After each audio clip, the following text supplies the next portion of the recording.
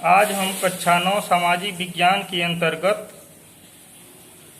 पहले अध्याय के बारे में आप लोगों को बताएंगे।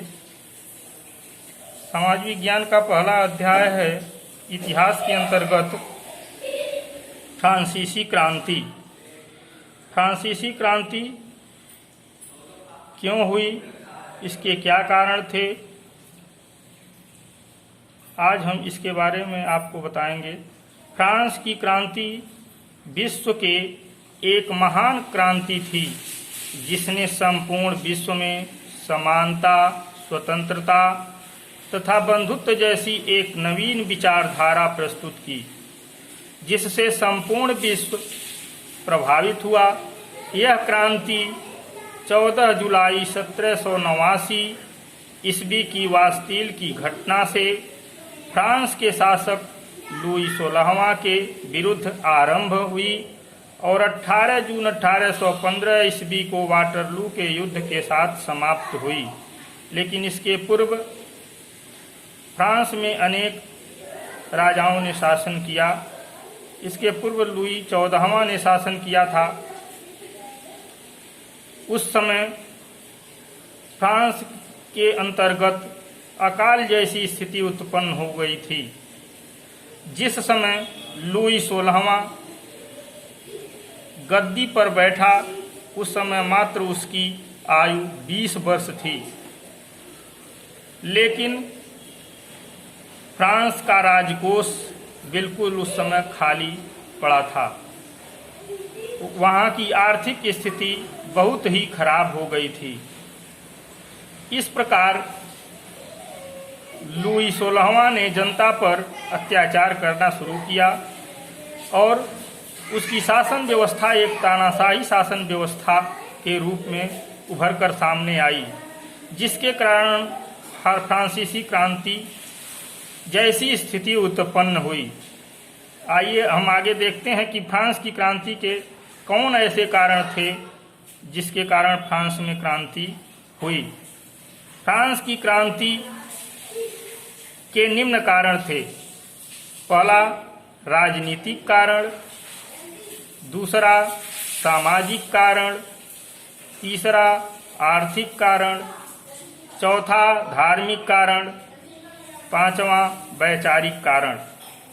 फ्रांसीसी क्रांति के राजनीतिक कारण में अब हम आप लोगों को बताएंगे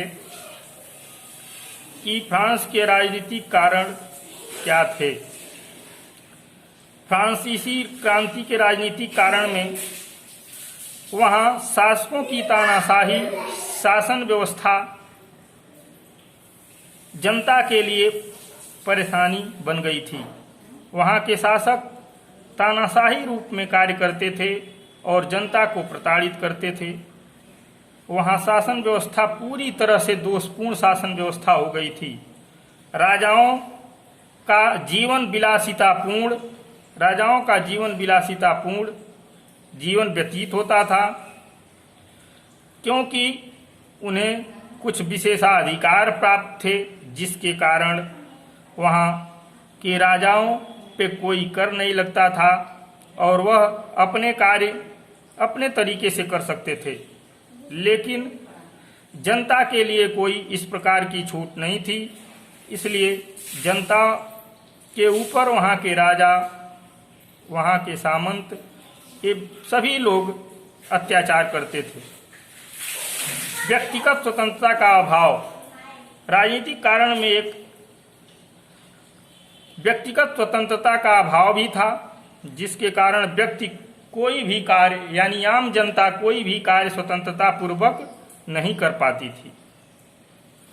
उच्च वर्गों के लिए विशेषाधिकार, और जैसे सामंत, पादरी, कुलीन वर्ग जैसे तमाम लोग ऐसे थे जिनको उच्च वर्गों के लिए विशेषाधिकार प्राप्त था। वहाँ की सेना में भी असंतोष था, क्योंकि वहाँ अपने मनमानी तरीके से कोई निर्णय कोई नहीं ले सकता था। इसके दूसरे कारण हैं फ्रांसीसी क्रांति के सामाजिक कारण। यानी अभी हम आप लोगों को फ्रांसीसी क्रांति के राजनीतिक कारण के बारे में चर्चा किए।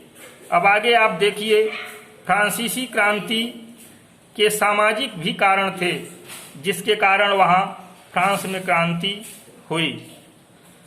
फ्रांसीसी क्रांति के सामाजिक कारण में वहाँ एक पादरी वर्ग था जो सबसे उच्च वर्ग माना जाता था। उसके पास अपने कुछ विशेषाधिकार थे। इसी प्रकार कुलीन वर्ग था, वह भी मनमानी तरीके से कार्य करता था। अगर हम इस प्रकार कहें तो वहाँ जनता केवल परेशान होती थी। फिर मध्यम वर्ग थे, किसान एवं मजदूर वर्ग थे। जो भी कर ये लोग लगाते थे उसका हर्जाना किसान और मजदूर भोगते थे। आगे हम सामाजिक कारण के अंतर्गत हम आपको एक चार्ट के रूप में प्रस्तुत करेंगे, लेकिन आगे पहले हम फ्रांसीसी क्रांति के आर्थिक कारण के बारे में बताने जा रहे हैं। फ्रांसीसी क्रांति के आर्थिक भी कारण थे कुछ, जो अन्यायपूर्ण कर प्रणाली के रूप में, बढ़ती महंगाई के रूप में, 1788 ईस्वी का अकाल था। फिर चौथा कारण इसका शासकों का अत्याचारपूर्ण आर्थिक शोषण था। फ्रांसीसी के आर्थिक कारण यह थे कि वहाँ अन्यायपूर्ण कर प्रणाली थी। वहाँ जनता पर अन्यायपूर्ण तरीके से कर प्रणाली लगा दी जाती थी। जमीन जनता से ले ली गई और वहाँ के जो पादरी थे, कुलीन वर्ग के लोग थे, वो वही जमीन जनता को देते थे और उन्हीं जमीनों पर उनसे कर भी वसूलते थे। इसलिए वहाँ की जनता इन लोगों के शासन प्रणाली से त्रस्त आ चुकी थी और इस प्रकार से बढ़ती महंगाई और महंगाई को इतना बढ़ा दिया फ्रांसीसी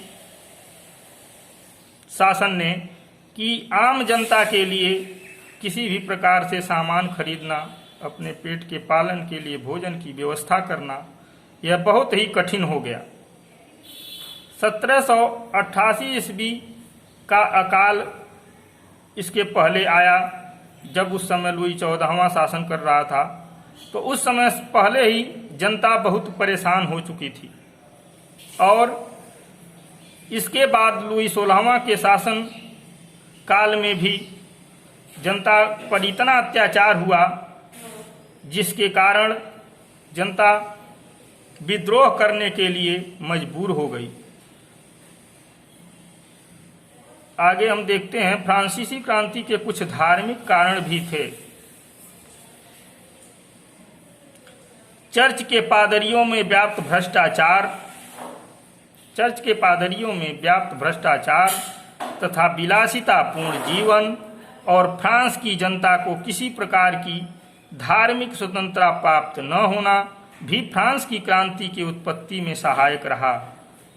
इस प्रकार से आप लोगों को हमने फ्रांसीसी क्रांति के बारे में संक्षेप में अध्ययन कराया और आप लोग इस को अपने कॉपी में नोट कर लेंगे और फिर जब विद्यालय खुलेगा तो इस कार्य को आपको देखा जाएगा और फ्रांसीसी क्रांति से संबंधित कुछ प्रश्नों को हम अगले वीडियो में डालेंगे जिसे आप लोगों को लिखना रहेगा।